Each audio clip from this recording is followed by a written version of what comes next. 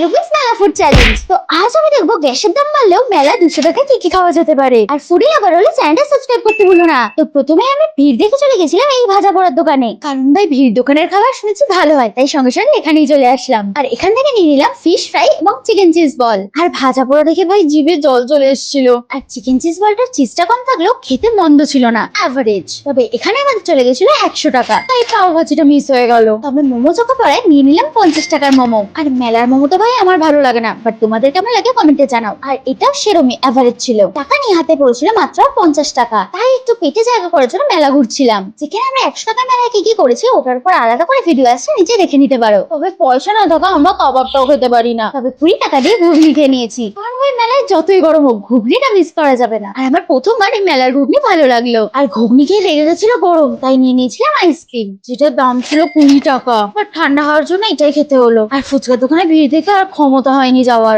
লাস্টে 10 টাকা বেঁচে ছিল, চলে গেলাম জিলিপি খেতে। তো এরকম ভাবে চ্যালেঞ্জটা কমপ্লিট করলাম। তো সাবস্ক্রাইব করতে ভুলো না। বাই।